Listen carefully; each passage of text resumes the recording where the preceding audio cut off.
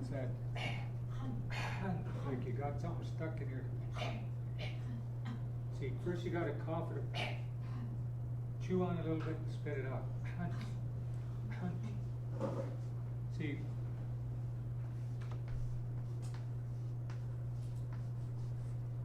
a Tlingit word for water is heen. Heen, this is hunt, but they're not the same thing. They both refer to fresh water, but their villages were built by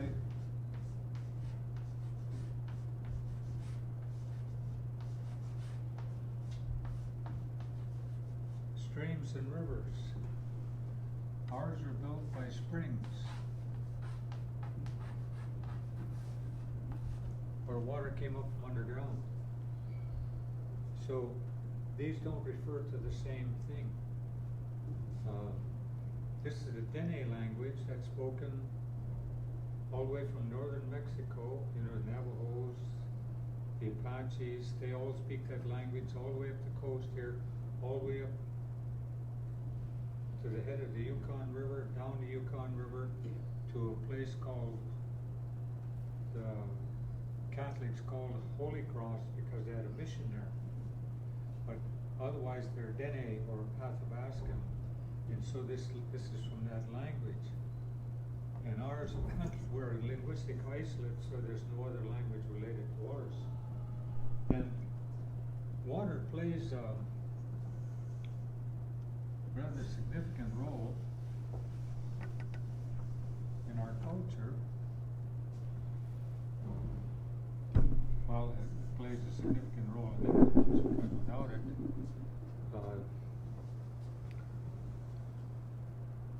I'll just erase this one. There's another word. Say you take a stream bed.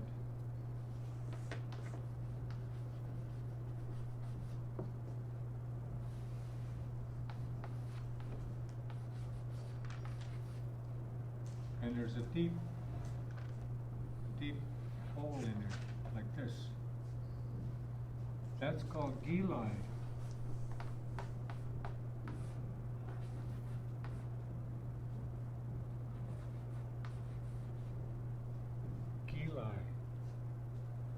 Sometimes means a round hole in the water. And this is normally found where there are large outcropping of rocks. So I guess it causes the water to swirl around, for some reason we'll dig it out. But the water down in here is very still, it's very quiet, because you got the stream flowing over the top and things will come down in there.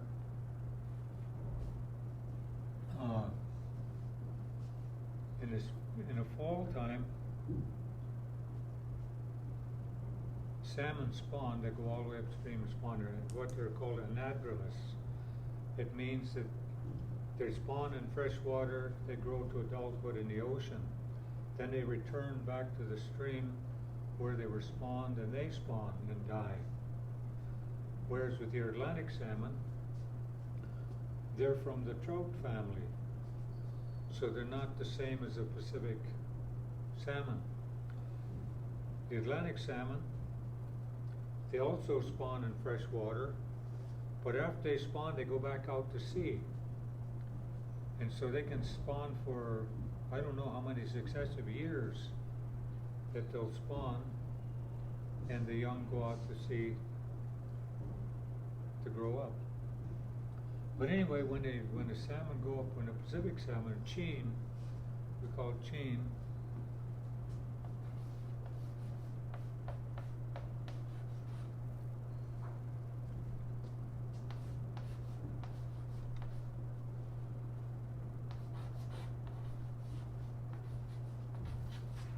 this is probably a word you don't hear with southern Haidas, cheen kanga, because that just means canned fish. Canned salmon. We didn't have a word for it, so it's called kanga. But anyway, these cheen, they go upstream and use their tails to dig a depression in the stream bed, and the females will lay the eggs in there, and then the males will go and fertilize them. And then they're covered over with, the gravel is covered over, and so they're in there all during the winter. And then they spawn probably around March or April. But in the meantime, the parents, after they spawn, they die. Once they reach the fresh water, they stop feeding. They don't eat anymore. And so, when you see the spring salmon, or king salmon we call it, at the head of the Yukon River, they go all the way from the Bering Sea, 2,200 miles, up the Yukon River to the headwaters where they spawn. And by the time they get there, their tails are badly worn. They're really in bad shape because most of the fat's gone, because they haven't been feeding. And they go up in the winter time. When I lived in the village of Shagluk, which is along a river called the Onoko that ran into the Yukon at Holy Cross. It's 500 miles up from the mouth of the Yukon, from the Bering Sea. But they would come during the winter, and they would cut holes in the ice and dip for winter, those winter kings. They'd get them with dip nets in the winter when they're going up. But anyway, when these, after they spawn, you can see they're beginning to disintegrate after they spawn. They start developing white spots on their bodies, and especially noticeable on chum or scoop, dog salmon. They call them dog salmon because they have big sharp teeth. And then they die. In the meantime, predators are feeding on them. You got bears and possibly wolves, otter, seagulls, eagles. Bears will bring the fish up onto the bank to eat them. Sometimes you'll find a big pile of fish where they've eaten the head. I forget which one. Well, there's one part of the salmon that they really go for because of the nutrition. But anyway, so those carcasses will putrefy and sink into the soil, and also during the natural digestive part, bears will leave waste. And there's nitrogen, a lot of nitrogen in those bodies. And if you go along a salmon stream and you find a very tall tree, maybe it's 60 or 70 feet tall, you go to the very top of the tree and take the needles, you'll find nitrogen in there that came from the bodies of the salmon. So it says the salmon are the ones that create the stream, not the other way around. But anyway, so they die, and then the carcasses will drift downstream, and some will go down in here into the gilai. And during the winter months, they disintegrate very, very slowly. They break down slowly, so that by springtime, this place is filled with protein, just the nutrients from the bodies of their parents. And these young ones are coming downstream. They still have part of the egg that they were hatched from attached to the lower part of the gills. And so they feed from that yolk sac while they're moving downstream heading for the ocean. And there are times when they'll come down into this gilai, especially after they've exhausted that supply from the egg, and they draw sustenance from this. And this, it's also said that this is the place where a woman's feelings are down in this place of sustenance. And they say when a man knows that,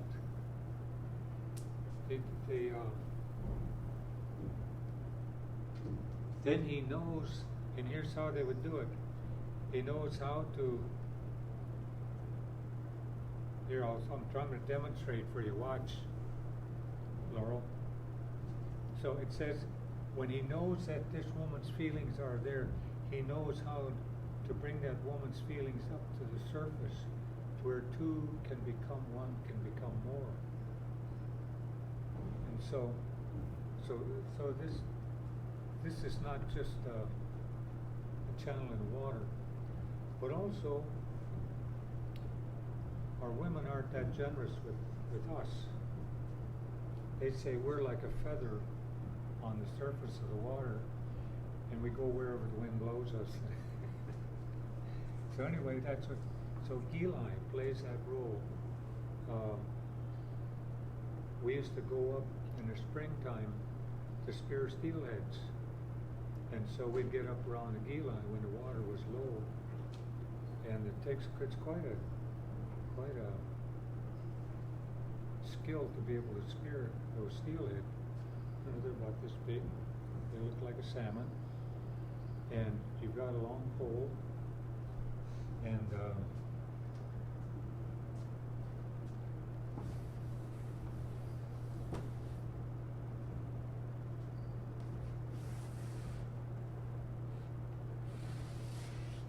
on the end is a hook.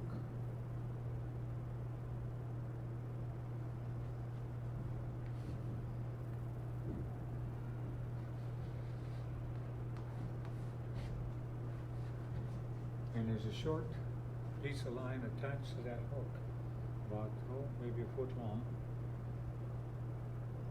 And to be able to, when you go to spear that fish, you can't just aim right at the fish, because of the refraction of the light in the water. It's not where you think it is. You have to actually spear under it, and you'll catch it on, hook it through the back. So instead of leaving the hook up that way, you turn the hook down the other way. And so when you spear, and I've seen like my cousin Herb Morrison, and I've seen Clarence Beale Jr., Paul Charles Jr. I used to see them be able to spear the fish when it's moving very fast. They're very good at it. I never really developed that skill. They had to be stationary for me to get them. So anyway, they would be around that Gili, but we'd go along and find them. And sometimes you can't even really see them. All you see is a shadow, because they'll be resting behind a stone. Yeah. This is a different topic, but man is turning 99. What's that? The man is turning 99 up in Alaska. Do you know about him? 99? Yeah, he's a Haida. He's the oldest Haida. And I just was wondering if you might have known him. What's his name? I'm forgetting now. I wrote it down in one place. I can send you it by email. But just wondering if you know his story or anything that he's done in his life or anything. Well, most of the ones I know up there are only in their 80s. Okay. But Bob Sanderson might be one of the ones that's in his 90s. I can't think of who He that has a is. son. Huh? He has a son. It's in the Haida politics. Oh, I don't know who that is. Okay, never mind. Uh-huh. So anyway, water plays that role. And also, when a person, I know how the men do it, I don't know the woman's side of it, about going to get my song. How do I find my song?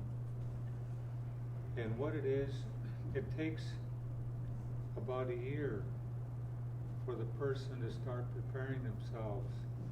And part of it is every morning you sit in that cold water in the ocean until your legs get numb. And the hard part of that is being able to get up and walk back ashore. And also, there was a sweat house that the person would go in there, and there were certain songs that had to be sung. And also physical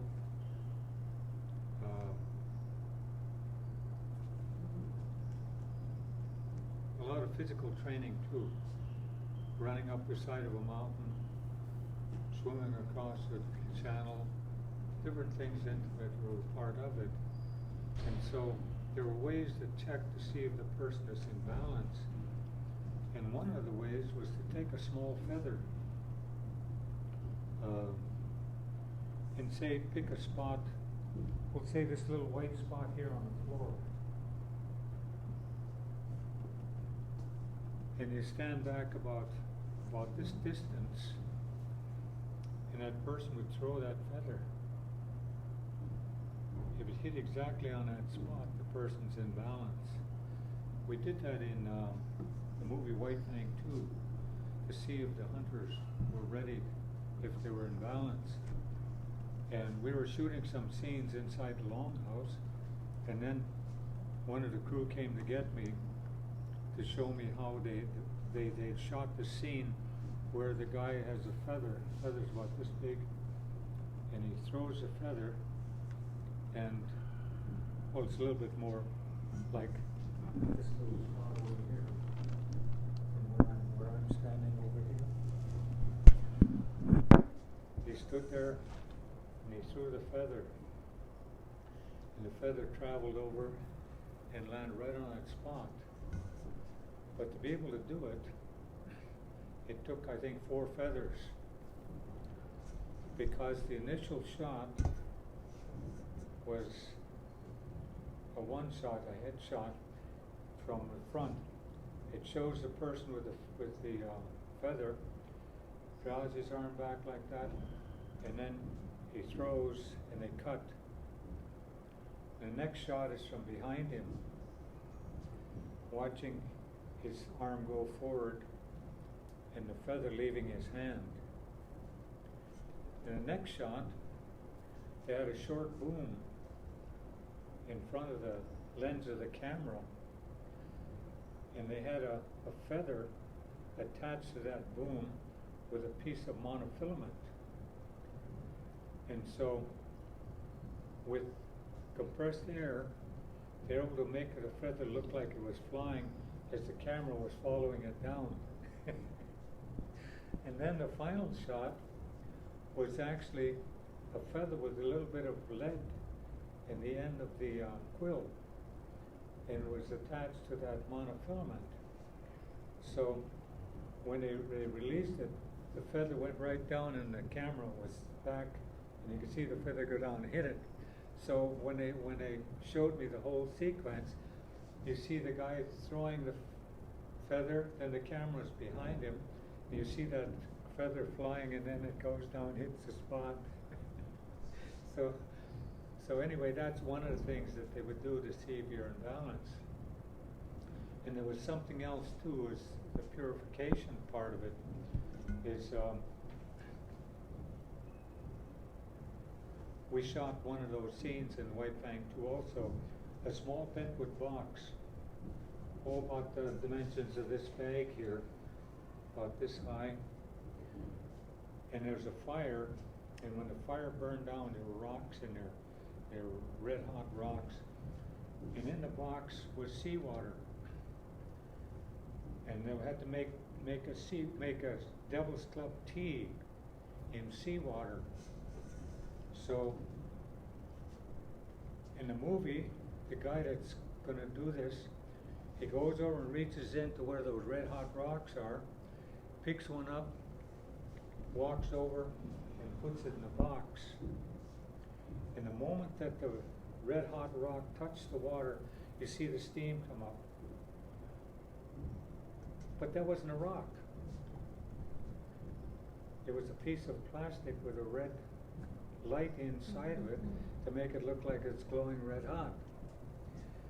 And then when he put it in that box of water, they had an air line and a guy with an air tank over there, and the timing had to be just exactly right. They rehearsed and rehearsed it, but you couldn't see that airline, and it came up underneath the box with a piece of copper tubing, so that the end of the copper tubing was maybe about that far below the surface of the water.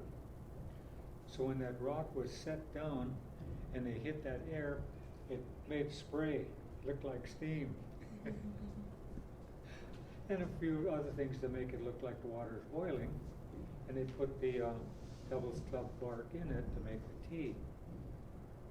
Well, It's like taking a very powerful laxative, because it cleans out the whole system. So in the movie, you see the guy suddenly start running for the woods, you know. But so there were a number of things involved in it, not just simply going out and doing this. But when you find a specific stream, where this, well, since we live primarily along the west coast, a stream that's flowing to the west, and a person would follow this stream until they found a large fern plant growing right along the bank. If they didn't find one, that wasn't the right stream. Till the person found one. And then that person had to take a thumbnail and split that plant near the top and peel it apart down until it was down to knee high. If at any point it broke, he wasn't ready. So he had to start over. But if it peeled all the way down, then the person was ready. But what he brought with him was a bowl carved from alder. It said alder contains the essence of the woman. This is where life comes from. So the person would bring that alder bowl with him and would put the water from that spring into the bowl and devil's club bark. And then this person would sit with his back facing the ocean. And it had to be for 4 days and nights. If at any point where the person started to get weak or dizzy, it was permissible to drink from the stream, but only one time. And then, if after 4 days and 4 nights, Nana, your grandmother, didn't speak to give you your song, then the person would take moss, and usually the moss was already soaking in that devil's club brew. And a person would take that and then wash down his back, wash his whole back down, because there might be something that's been following him. And so he would clear it off. And then, usually after this, then that song would come. But it isn't so much of a song that you sing because it's a nice tune. What it is, it's something that opens your insight to where now you can see the rhythm of life, and you can start fitting yourself into it so that you become in harmony, we'll say, with the universe. And it's very much like if you're doing double Dutch jump rope. You got 2 ropes turning, and you don't just walk into it. You get whacked upside the head or get your feet knocked out from under you. So you have to see the rhythm before you step into it. And life is the same way. If you're not in tune with it, because it won't change its rhythm for us. So anyway, there's a song that comes to this person, and when that person needs to see those things, this person will start singing this song, and it brings the insight. And so this goes on into another ceremony, where when you feel like your luck is going, you're losing your luck. Again, this is for the men, males.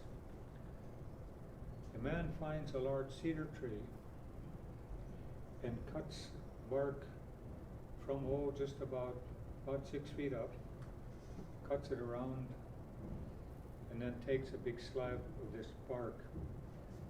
And at the same time, he builds a fire there on a beach and heats rocks. And will usually put something that he can sit on. And again, he has that bowl with the water, the spring water, and the devil's cup in it. It's a moss. And when the fire burns down, then he takes those rocks, so there's no ashes or anything left on it, no smoke. and sets it in a little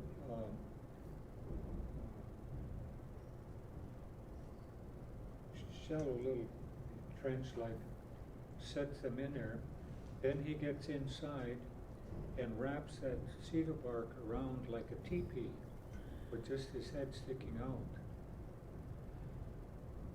And then then he'll take that moss while he's singing his song, and to take that wet moss and squeeze some of the water out onto those hot rocks and create steam. So he does this until no more steam comes from those stones. And then when he's completed it, he opens it up and he takes that bark and he goes to where his fire was burning, and there's usually a few embers left. He stirs it up and he puts that bark in there and he burns it. He burns the bowl and he burns that moss. So this way, bad spirits can't get into something that has this essence in it.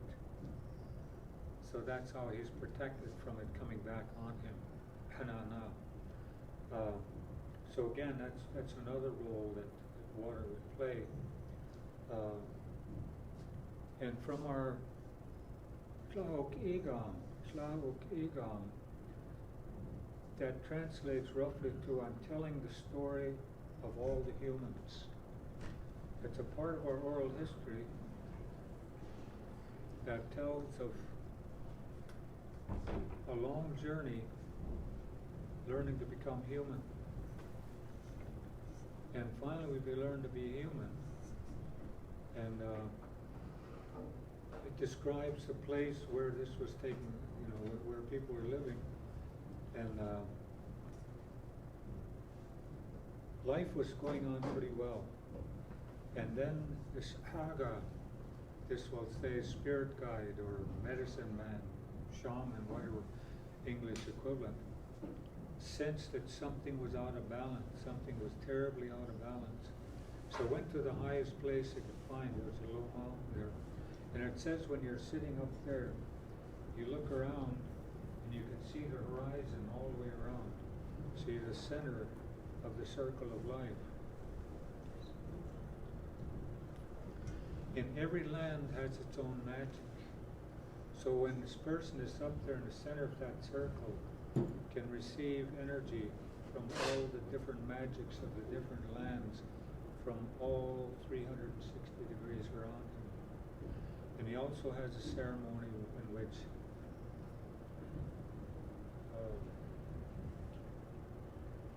that helps him to be able to gain this insight into what it is. So he was there, he was gone for a time. Then he returned and called all the people together. And he told them that this thing was going to happen. It's going to change everything. All of our lives, everything's going to change. And we had to get ready. And so on the sides of this low mountain were small caves. And the kids used to play in them. And sometimes they'd go in one and they'd fall in a hole and they were killed. So they knew which ones to not go into. But they learned to dry food. They were getting food from the water, from the ocean. And they watched to see what the birds were eating. And they would eat. And sometimes they'd find something they didn't know whether, but they'd eat it anyway. And sometimes it killed them. Sometimes made them sick. So what they did was they'd take the different things out of the ocean and set them on the rocks to see which ones the birds would eat. And they became dry. So they learned how to dry food. And so when Haida told them to get ready, described to them what they're supposed to do. In one particular cave, they took some kind of branches and laid them on the floor of the cave. And they put food on top of that, and then branches and food and branches. I guess it was because there would be air passing through it, I don't know. And also, each of the caves had a source of water. So they didn't know exactly what this was going to be, but one day, what it said was this old man, this Haida, said the earth was going to shake real hard. And when that happens, then everybody run for those caves. And so they were going along, and all of a sudden it was like something grabbed the earth and gave it a shove. Boom! Just that knocked everybody down. And then it says, then it quivered for a long time, like a human or an animal that had been mortally wounded. But in the meantime, people started running for those caves, and some of them were a little bit slow, and it wasn't too much longer after that these burning rocks started coming out of the sky. And they got into the caves, and this stuff kept coming. And then this ashes started coming down, and then the sky was covered with this blanket of soot and dirt, and you couldn't see the sky, you couldn't see the light, except for at noon. It's the vigorous noon, there was only one flash of light. And in our mythology, it tells of this time of darkness, and everybody was bumping into each other, they couldn't see each other. And Raven saw that flash of light and decided to go and find the light. But Raven realized very quickly that if it looked directly at the light, it would disappear. But if Raven turned its head so it looked out of the corner of its eye, it could always see that light. And so part of that story also tells about gaining wisdom. Gaining wisdom is when you walk into that cave that's black, dark, there's no light, but if you turn your head slightly, enough light gets past you to where you have an indication of where you're going. And each time you gain some knowledge, you begin to see a little bit more light and a little bit more light, until finally where this knowledge becomes intuitive. And it said, now this person is generating its own light. This person has reached a place where knowledge is intuitive. This is a person that knows or understands its way through through the earth very well, through the land. And so that's what we call wisdom. But anyway, in that story, as Raven is following that light, he can hear a voice singing, I have all the light of the world. I have all the light of the world. I have a daughter who may be as beautiful as a spruce branch in the sun in the sunrise, or she may be as ugly as a slug, but it's dark. So, but I have all the light. So Raven follows that voice and lands on a tree above this big house. And every once and then he says to the old man, bring a box out. It's dark. And the old man lifts the lid on that thin-wood box, and a flash of light would come up, and he would close it, and the light would linger. And the daughter would come to get water from this one waterfall. And she was beautiful when he saw her in the light, Raven. And Raven had lascivious thoughts. But anyway, what she would do is she'd go up to the water, she would kneel down, and with her hands on the ground, she'd bend forward and drink directly out of that water. And when Raven saw that, Raven figured out how he was going to steal that light. So Raven turned itself into a khil, X-I-L, khil. But it's also a word for medicine, but that's the needle on a spruce tree, a pine needle. So Raven turned itself into a pine needle and dropped itself in the water. And when this young lady came to drink water, she knelt down, she bent forward, put her face down, and she was sucking up the water, she sucked up that pine needle. And she became impregnated and gave birth to a small boy, but its skin was white. And so the parents were afraid the skin would darken, so they made like a nest, like a raven's nest, where the baby was kept in a dark place in the house. But the boy grew very quickly, and the grandfather loved this boy. And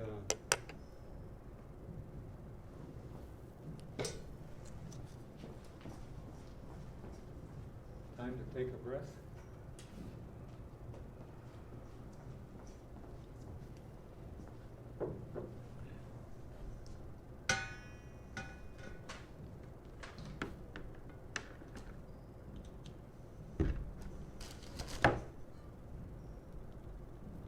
No break here. Back in business. So Xaad really loved that grandson. And there were these bentwood boxes. And the boy started playing around with them. And so the grandfather opened one box so the boy could see it. Then he put the lid on it, so it's the moon was in there. And so the boy took it outside the house to play with it. And his grandfather watched him.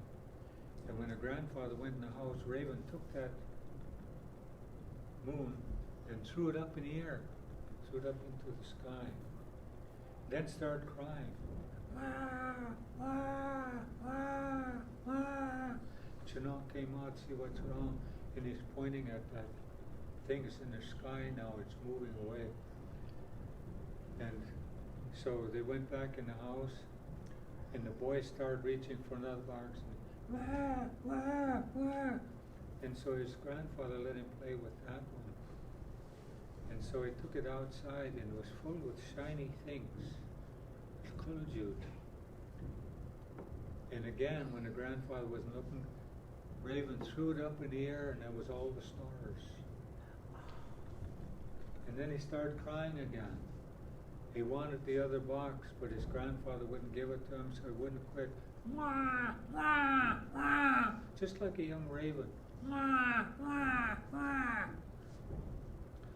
And anyway, grandfather would let him have it. So Raven decided to steal. But see, Raven was very powerful. Raven could have taken any of those things at any time.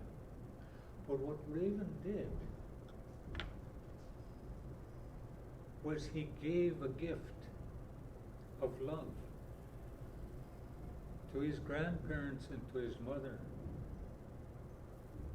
They just loved this child, so they had something very precious. But Raven couldn't leave well enough alone. Had to have the light. So Raven turned itself back into a raven and grabbed that glowing orb out of the box and flew up toward the smoke hole. And Xaad came in just when he seen Raven doing that and realized, that's Huye, that's Raven. He knew there was something wrong. Those eyes were just too shiny. So Raven kind of got stuck. So grandfather grabbed some of these chunks of wood with lots of pitch in them. They used for heating, making it hot, and threw those on a fire and a black smoke, trying to smoke Raven out. And Raven kept struggling and struggling, but because of that black smoke, that's why Raven's feathers are black. But Raven popped out and threw that orb into the sky, and so that was the sun. So now you have the moon will come up, the sun will go down, the moon will come up, and so on. But that comes from that actual history. So the history keeper's jobs were to take an event and create a myth. And in the myth are the lessons to be learned. And one of the lessons is you never kneel down and put your face down to drink water. The reason for that is when you're in that position, if a threat comes from behind, you can't see it coming. You're helpless. And it's the same way with fire. You never stare at the fire because it creates images of things in your mind that aren't real. Also, if some threat comes at you from the dark and you turn to face it, you're blind. So all those things were all built into the stories. And so when we get to the water part of it again, it tells of seeing the first snowflakes. They thought they were little white feathers. It tells a whole lot of things in there, but we don't have time for that story. But anyway, finally, when Chandra and I, the sun rose and the light swept away the dark. And so people stepped out into the sunlight, and they were so happy again to feel the warmth and the heat and the light in a sense of safety. And so in here, this sheet I gave you folks, there's a couple phrases in there. One of them says,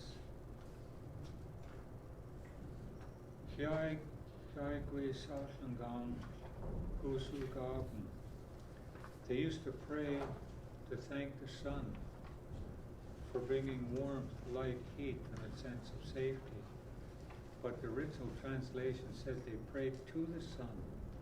But no, they're thanking the sun for bringing those things back.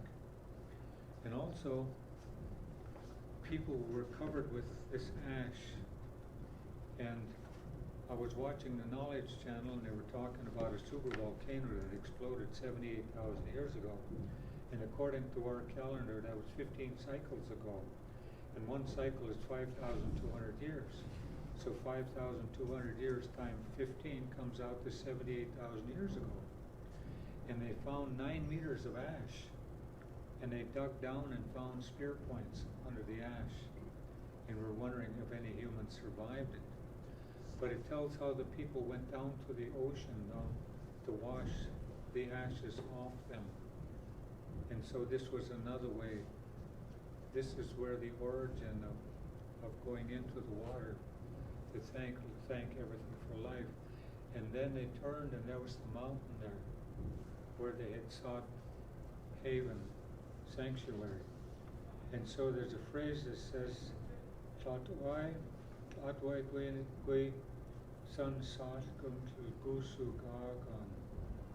they used to pray to thank the mountain for providing shelter and safe haven from that cataclysmic event.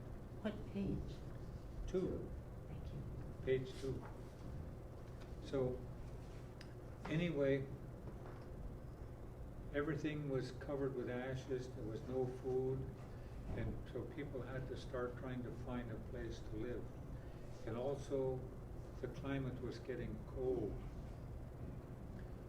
I guess we would call it a nuclear winter. That's why they saw those snowflakes, because the sun's heat from the outside had been cut off.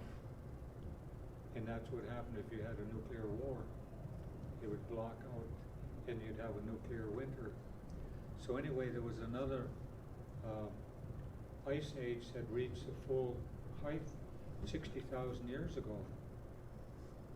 And that's how the Aboriginal people of Australia got there, is they were able to walk. They didn't have to travel by ocean because the ocean level had dropped to where they could have virtually walk there. But anyways, the people were traveling. They'd come to water and immediately go to drink. Some people got sick, some died from that because the water was polluted from that volcanic explosion. And so they were afraid to drink the water. But when you live with nature, you watch all the animals, the birds, everything. And that's how you learn to survive. And one of the things they noticed was that when the birds would wash themselves in the water, if the water beat it up on the feathers, it was probably safe to drink it. If it didn't, you couldn't drink it. So one person was given responsibility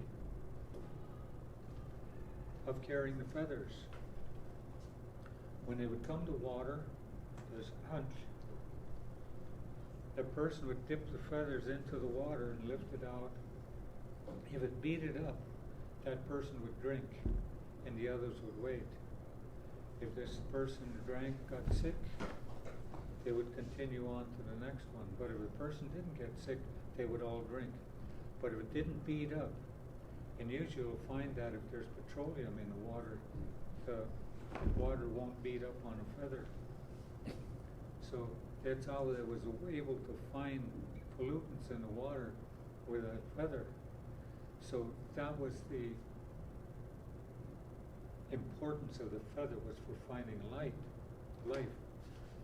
And so many people talk about how the eagle feather is sacred because it's the closest to Creator. Well, vultures fly higher than eagles. But anyway, according to our way, God isn't up there, God's in here. God's in everything, in all of us. I'm not God, but God's in here. So, anyway, so the feather keeper, the feather was actually the person who was a seeker of life. Seeker of life is about the way I best can remember being told. And the people spread out in a long line. And as they're moving across the land, if they found water or food, the word would go all down, and everybody would go. Or if there wasn't very much, only a few would go. But that's how they kept in contact. But as they spread out and spread out and spread out, they got farther and farther away from each other. And so it says the people start to change, because the light from the sun is not the same everywhere. So people start adapting. Now those of us with blue, we'll say blue eyes or green, hazel. It isn't a pigment. It's the absence of pigment that, I forget what that is called, that gives people dark skin. Melanin. Melanin? No. Okay, that's what's absent. That's what's absent from the eyes. But then the question was, why? And they find that people in northern climates have the light-colored eyes because they can process low light very well. They can operate in low light very well. And also, Western science has found that people with the light-colored eyes don't suffer depression during the winter months because they can process that low light, whereas the others with the dark eyes can't. Also, we're better looking. I'm not bragging, just stating a fact. So anyway, water. It's also said water is the first medicine. And jokingly, this old man told us, if your head hurts, drink water. If your stomach hurts, drink water. If you have a broken heart, drink lots of water. That way you can cry longer. But, so every morning, my dad's older brother told me I never washed my face in warm water. He was about, he was born 1910, I think it was, 1911. And so he was about 12 years old, so that'd be, 1920 something. And he was living with his grandparents. And they had just a wood burning cook stove. And one morning, it was winter time, he poured some hot water from a tea kettle into a wash basin. His Chana said, "What are you doing?" He said, "I'm going to wash my face." And his Chana took that basin, carried it over to the front door, he opened the door, and he threw that hot water out. And so, Kung Squeeze was his name. We call him Uncle Miju. He said, "Why did you do that?" He says, "Never wash your face with hot or warm water. Always use cold water." He said, "That way you'll always be ready for the day." So, as far as I know, he never washed his face in warm or hot water. And so that's what I started doing. So you think that Handlais Hanwai is the spirit of the water, the spirit that's water. You thank it for bringing us life. So So that's what I do every morning. I take that cold water and put it on my face. Doesn't matter how many times you do it because it's not a ritual, it's just thanking it. You touch my spirit. And also, I noticed, and maybe it's just genetics, but I don't remember my Chana. I was only 4 years old when he died. But my father and his brothers and their sisters, none of them had wrinkles.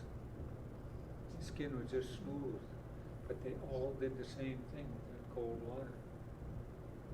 And I was talking to my cousin Herb, he was Claude's oldest son, and he said he does the same thing. He always uses cold water, because when you use soap, you take the oil out of your skin. And so then pretty soon you gotta have some blackheads or whatever, and you gotta put something else on it, then you gotta put oil on your skin, and you become a walking chemical factory.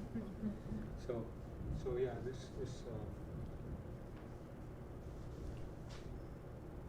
and sometimes when they would tell us things, the direct translation to the English just wouldn't make any sense. We were picking his herring roe on his kelp, and it started to hail. And Dad said, "Okay, that's enough. We're not taking any more." I said, "Why, Dad?" He said,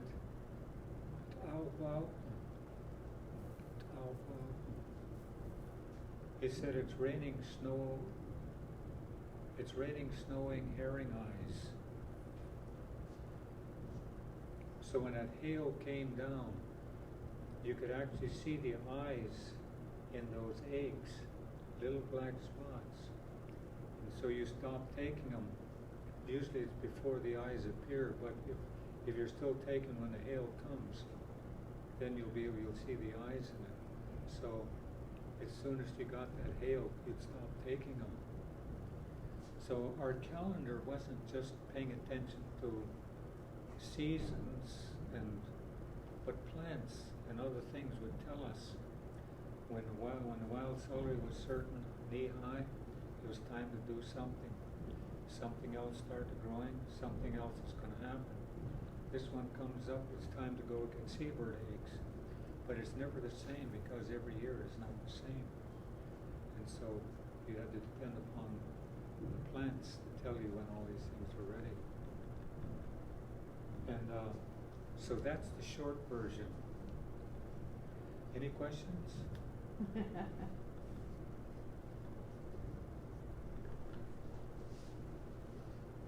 So anyway, most of what I talked about is in here.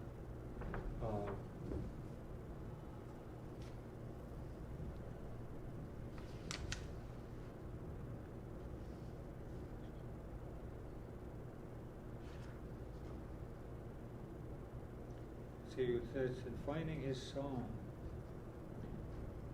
it tells about finding that fern. Kin is what that old man would call us, kin, the young ones.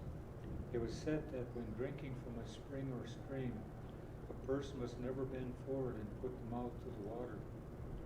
When that's done, the person is blind and helpless to anything coming from behind and cannot see what's in the water.